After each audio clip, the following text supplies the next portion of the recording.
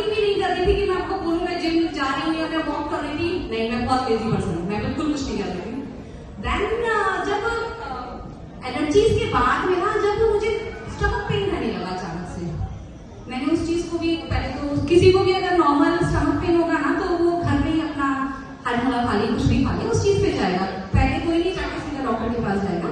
मैंने वही अपना स्टार्टअप किया, 2 दिन 4 दिन हफ्ता भर, पर जब पेन अनबेरेबल हो गया, बढ़ गया, then I go to doctors, मैंने दिखाया, उन्होंने मेडिसिन दिए, बट कोई रिजल्ट नहीं आया। तबियत दिन ब दिन खराब होती, मतलब एक दिन से जब नेक्स्ट डे होता था ना तो तबियत और ज्यादा बहुत रैपिडली फॉल हो गई थी। मैं फिर डॉक्टर्स चेंज किए, उन्होंने सब टेस्ट, अल्ट्रासाउंड, उनके पास जो ऑल्टरनेट है उन्होंने वही किया, सभी तरह के टेस्ट कराए, अल्ट्रासाउंड, और सब एकदम नॉर्मल, किसी भी टेस्ट में कोई भी प्रॉब्लम नहीं, लेकिन तबियत बिल्कुल गिरती ही जा रही है। मतलब 15 डेज 1 मंथ में बिल्कुल इतनी हालत खराब हो गई कि मैं बेड से भी नहीं उठ सकती थी, क्योंकि ना मुझे भूख लग रही थी, स्टमक पेन की वजह से मुझे वॉमिटिंग स्टार्ट हो गई थी, चक्कर आते थे, बेड से उठना भी मेरे लिए पॉसिबल नहीं था। और रिपोर्ट्स नॉर्मल है। आई एम बिकम अ लैबरेट होता है जिसपे कि ना टेस्टेड चल रहे होते हैं कि अपना कोई भी चीज जब नया प्रोडक्ट आता है ना तो उनपे ना टेस्ट किया जाता है। तो मेरी पोजीशन वो हो गई थी, नई चीजें, नई दवाइयां मैं खा रही थी, लेकिन रिजल्ट किसी में भी नहीं आ रहा था, क्योंकि प्रॉब्लम ऐसी थी ना कि प्रॉब्लम पूछे कि क्या प्रॉब्लम थी तो पता ही नहीं था, सिर्फ टेस्ट रिपोर्ट्स नॉर्मल आ रही है और आप जाकर के डॉक्टर के पास रोज एक नई दवाई लेके आ रहे हो। करते करते ऐसे 1.5 महीना गया और तबियत बहुत ज्यादा खराब हो गई। फिर डॉक्टर्स ने मुझे बोला कि आप एंडोस्कोपी कराइए। आई वाज लाइक ओके, मैं एंडोस्कोपी के लिए गई, मुझे नहीं पता था एंडोस्कोपी क्या होती है, मैं अकेले एंडोस्कोपी के लिए चली गई। एंडोस्कोपी जो टेस्ट होता है उसमें ना एक पाइप के थ्रू ना आगे कैमरा लगा के आपके गले में ना पाइप से, इसोफेगस पाइप से आपके स्टमक को पूरा स्कैनिंग करते हैं कि एक्चुअल में प्रॉब्लम क्या है। डॉक्टर ने मुझे बताया, मैं सुबह टेस्ट कराया, शाम तक मेरी रिपोर्ट आई, उन्होंने बताया आपको गैस्ट्रिक अल्सर है, आप एडमिट हो जाइए। ओके, घर में भी तो मैं बैठ रही हूँ तो कोई प्रॉब्लम नहीं थी, सबके पास एक बहुत अच्छी चीज है मेडिकेन, तो सोचना भी नहीं पड़ता, I go for admitted there. But वहाँ एडमिट होने के बाद में मेरी हालत और ज्यादा बिगड़ गई। मुझे डॉक्टर्स दवाइयाँ दे रहे हैं, खाना बिल्कुल बंद किया हुआ है, लेकिन तबियत तो बहुत ही ज्यादा बिगड़ती जा रही है और रीजन भी समझ में नहीं आ रहा है। उन्होंने जब दोबारा टेस्ट किया तो तब तक मैं वॉमिटिंग भी बढ़ चुकी थी और बिल्कुल और भी ज्यादा हालत खराब हो गई। मैंने डॉक्टर्स को बोला कि ना आपने इसको छुट्टी कर दो, यही हालत तो मेरी घर पे, यही हॉस्पिटल में। उन्होंने मेरी रैपिडली छुट्टी भी कर दी, उन्होंने कोई क्वेश्चन नहीं करी, हम कल करेंगे, हम कुछ और ट्राई करेंगे, ऐसा नहीं है, छुट्टी भी कर दी मुझे, मैं वापस घर आ गई। और तब तक तो इस पूरे प्रोसेस में ना 2-2.5 महीना निकल गया और मेरी तबियत बिल्कुल खराब हो चुकी थी। मतलब मेरे लिए बेड से उठ के अपने वर्किंग तो बहुत दूर की बात है, आप अगर मुझे बोलेंगे कि यहाँ से आपने वॉशरूम भी जाना ना तो मेरे लिए वो एक टास्क होता था, माइंडली प्रिपेयर करना होता था कि मैं जाऊंगी देन आई कम, तो वो मेरा 1 घंटे का प्रोसेस होता था।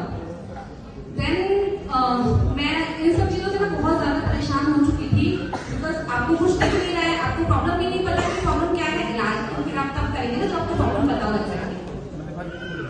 देन मैंने अपने, मेरे ब्रदर डॉक्टर हैं, मैंने उनसे बात की, उन्होंने मुझसे रिपोर्ट्स मांगी कि अपने, वो एक्चुअली ऑर्थोपेडिक सर्जन थे तो इस फील्ड के नहीं थे, तो मैंने उनसे डिस्कस भी नहीं किया। I send him the report, तो उन्होंने रिपोर्ट के बाद जो मुझे बताया वो मेरे लिए बहुत शॉकिंग था कि लोगों को ना gastric ulcer is the normal thing जो लोगों को हो जाती है, बट आई डोंट नो कैसे आपका ये गैस्ट्रिक अल्सर ना फैटी अल्सर में ट्रांसफर हो चुका है, जो छोटे छोटे छाले थे ना वो जख्म बन चुके हैं।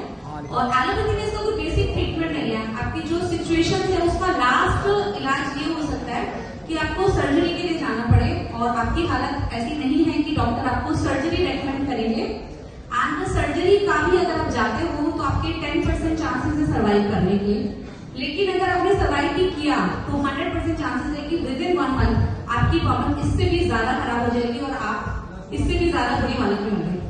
तो 10% के लिए तो कोई पर्सन सर्जरी के लिए नहीं जाएगा, जिसमें कि उसको पता हो कि आपने वापस इससे ज्यादा बीमार हो जाना है। तो मैंने डॉक्टर के पास जाना बंद कर दिया, मैंने जो दवाइयां मेरे पास थी ना मैंने वो खानी बंद कर दी। I was just counting my days की पता नहीं कभी, तो जब पर्सन घर में होता है ना तो बेकार की चीजें बहुत ज्यादा सोचता है कि जो मेरी खुद की थॉट्स थी कि डॉक्टर ने तो 1 महीना दिया है, मैंने तो 3 महीने का अपना मोबाइल रिचार्ज करा लिया, वेस्ट हो जाएगा, या उस तरह की बहुत सारी बेकार की चीजें। ओके, तो ये सारी चीजें चल रही थी माइंड में। देन हमारे एरिया में ना कैंप लगा, हमारा इलेक्ट्रोमैग्नेटिक एक्यूपंक्चर का कैंप लगा, तो I was not in position कि मैं वहां जा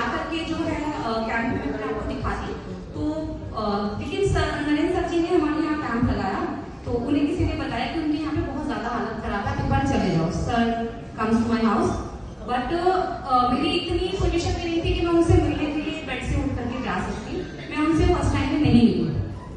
जब वो सेकंड टाइम फिर से उन्होंने नेक्स्ट वीक कैंप लगाया, तो फिर वो घर आए, तो मैं नेक्स्ट टाइम हिम्मत करके कि कोई पर्सन सेकंड टाइम अपने घर आया तो मैं मिलने के लिए चली गई। उन्होंने चेकअप किया मेरा बहुत, क्योंकि आप 2.5-3 महीने से अगर आप कुछ नहीं खा रहे हो, बैठे हैं, तो आप समझ सकते हैं कि आपकी पोजीशन क्या होगी। बहुत रोज होके मैंने अपना चेकअप कराया, तो सर को इतना तो समझ में आ गया कि घर में थेरेपी नहीं हो पाएगी। तो सर ने कहा कि आप ना सेंटर आओ, हम आपको थेरेपी देते हैं, लेकिन मुझे जो है ना कमिटमेंट नहीं किया गया था कि आप ठीक हो सकते हो, और मुझे भी कोई उम्मीद नहीं थी कि मैं ठीक हो सकती या नहीं हो सकती। तो मैं थेरेपी के लिए गई। सब लोग बोलते हैं कि ना वो फर्स्ट सेशन के बाद रिजल्ट आया, फिर 1 हफ्ते के बाद रिजल्ट आया, लेकिन मेरे को पहले दिन रिजल्ट आया। मेरे को जोरदार आप होनी चाहिए कि हमारे प्यास के प्रोडक्ट कितने जबरदस्त एफिकेसी के साथ है। मतलब ये सोचिए कि पेपर के बीच में मुझे भूख लगी, जो पिछले 2-3 महीने से मुझे भूख ही नहीं लग रही थी, तो मुझे विदिन थेरेपी भूख लगी। मैंने सर को बोला कि मुझे भूख लग रही है, तो एज ए प्रोटोकॉल उन्होंने बोला घर जाके खाना खा लेना। तो मैं घर आई, और पता है 2.5 महीने के बाद मैंने खाना खाया, मैंने आलू पराठा खाया। मेरे को अभी भी याद है, पता है वो पूरा ना फील हो रहा था स्टमक तक जाना कि वो कैसे स्टमक में गया।